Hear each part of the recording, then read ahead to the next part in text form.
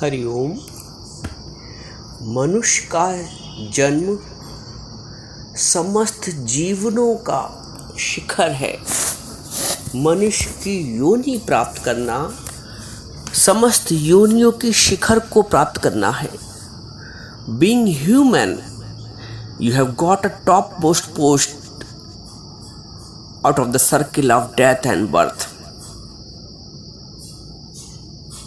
Being human, you have got the topmost post out of the circle of the death and birth. Devatas are seeking but not getting. All the Devatas are praying and seeking but not getting this human body. Animals and insects are seeking but not getting. And you have got it.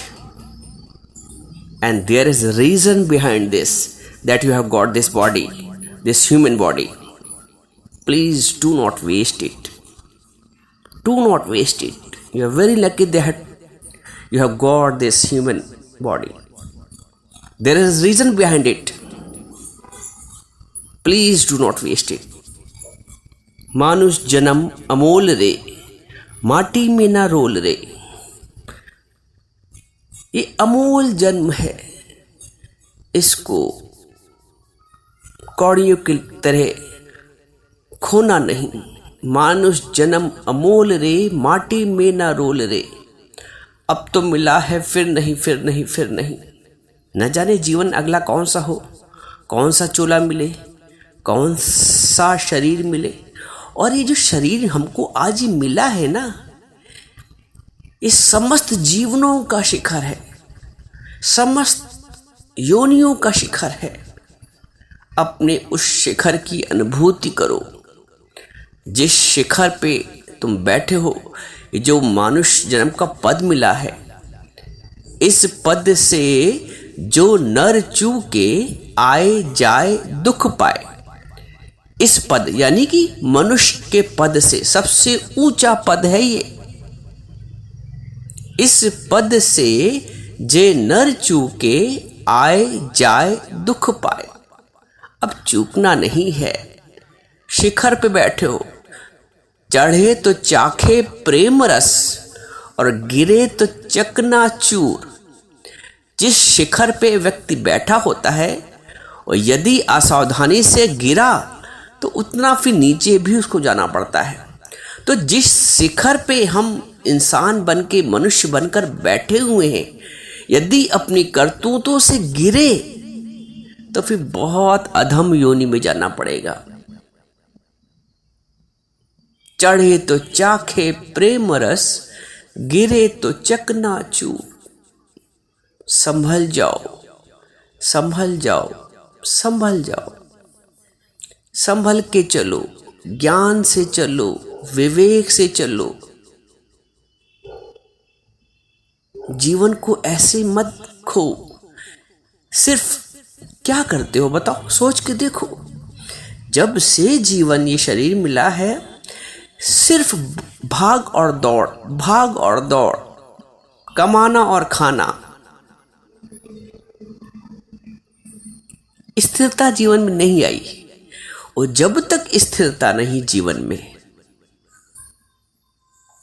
तब तक जो मुख्य हमारा उद्देश्य है, स्थिरता से ही शांति आती है, हलचल से नहीं।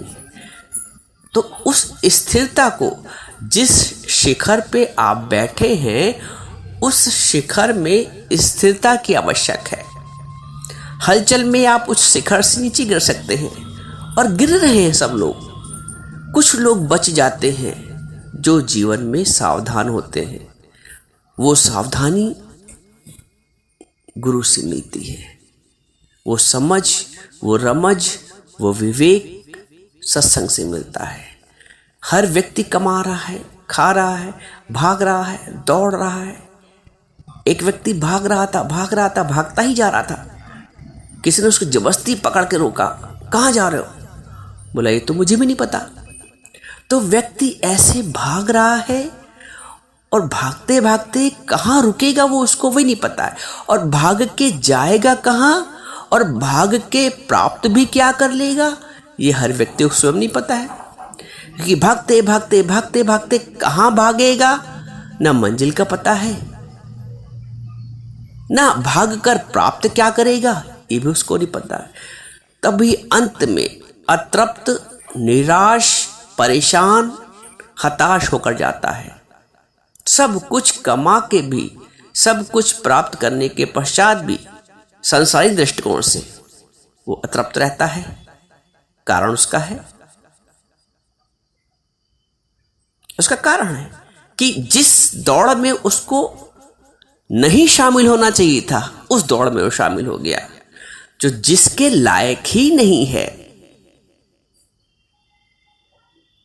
अब कोई 100 मीटर या 400 मीटर के योग्य नहीं है, यह मैराथन के योग्य नहीं है, तो इतनी लंबी दौड़ कैसे, क्यों भाग ले लिया।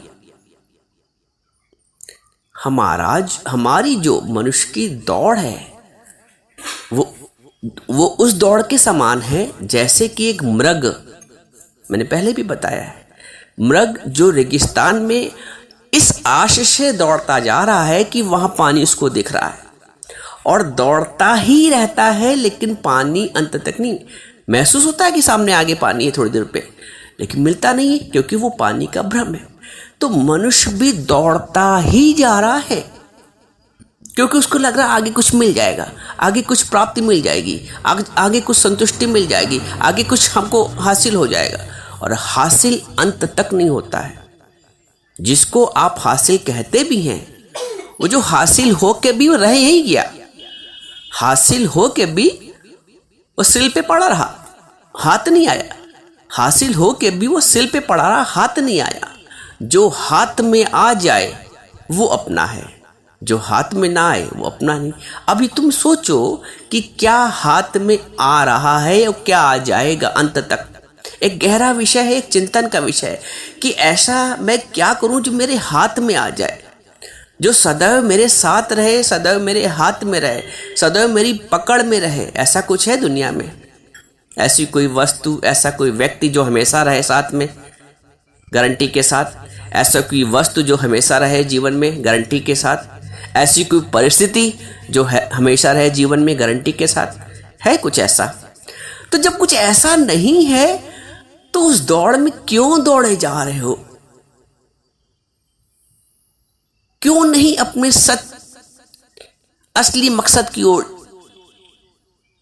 नजर करते हो? जानते नहीं असली मकसद क्या है, लक्ष्य क्या है।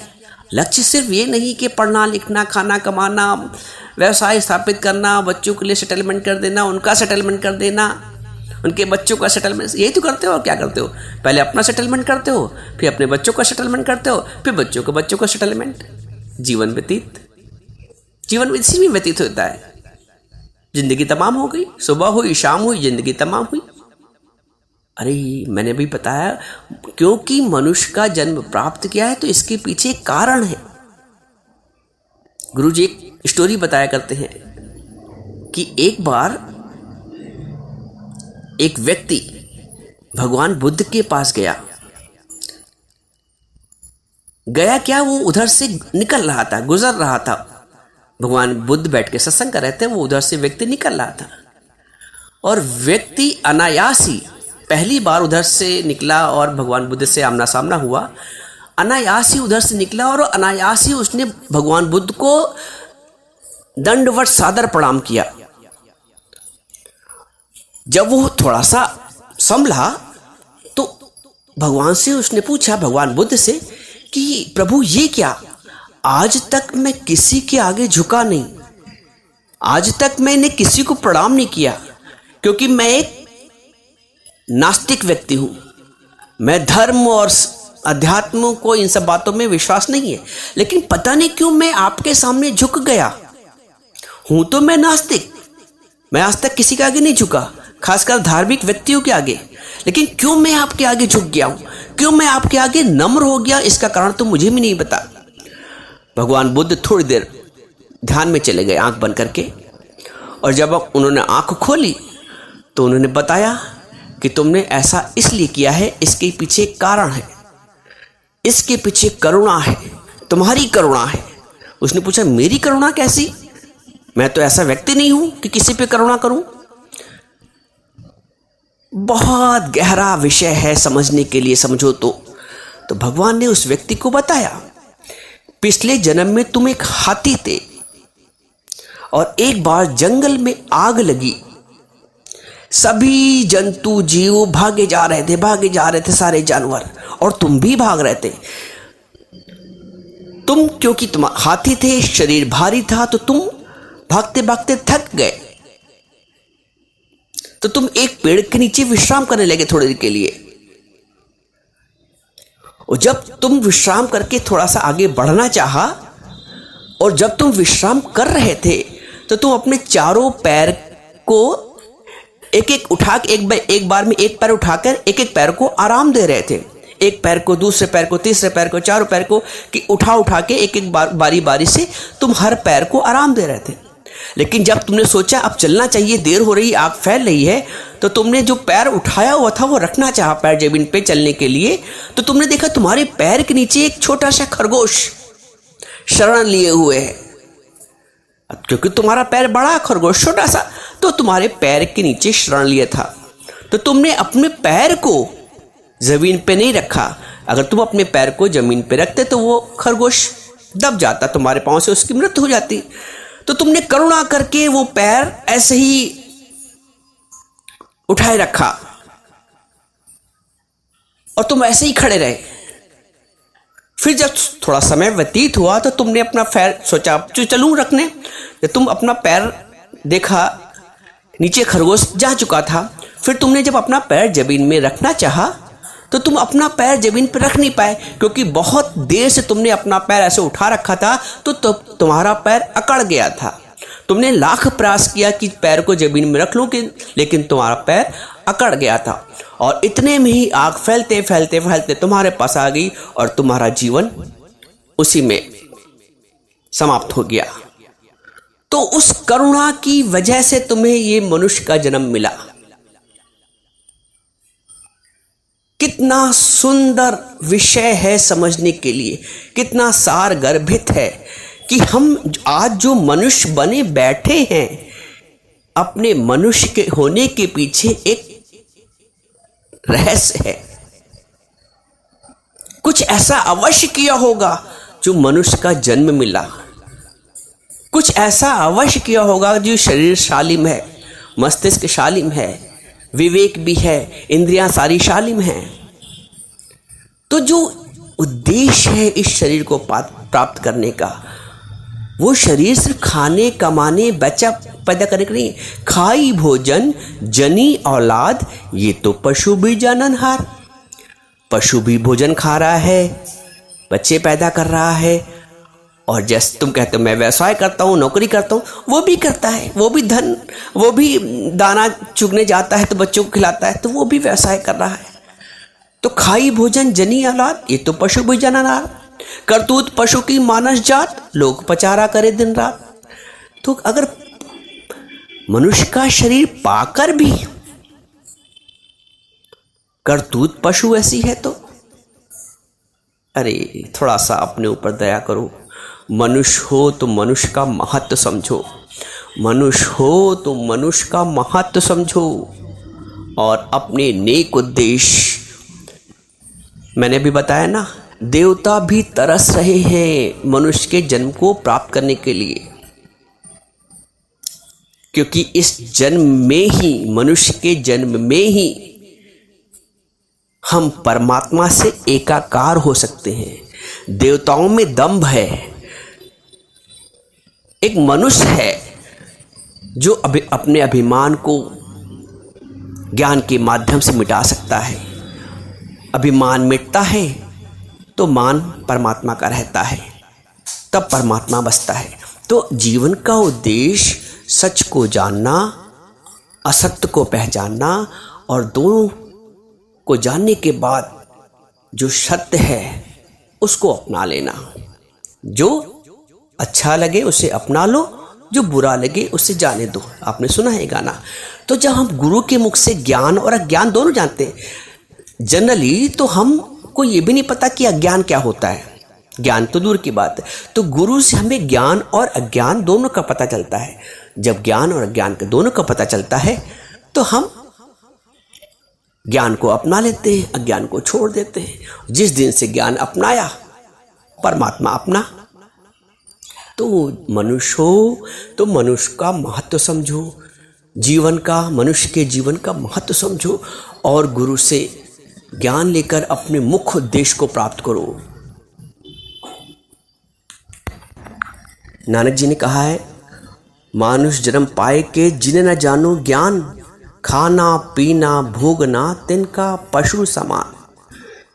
पशु भी यही कर रहा है, हम भी वही कर रहे हैं। यदि अपना वास्तविक उद्देश्य को नहीं किया, अपने वास्तविक कर्तव्य को, अपने आध्यात्मिक लक्ष्य को प्राप्त नहीं किया, तो कुछ भी ये दुनिया अगर मिल भी जाए तो क्या है, आखिर मिला ना जेरब, सब कुछ मिला तो क्या हुआ, दुनिया में दिल का मतलब पूरा हुआ तो क्या हुआ।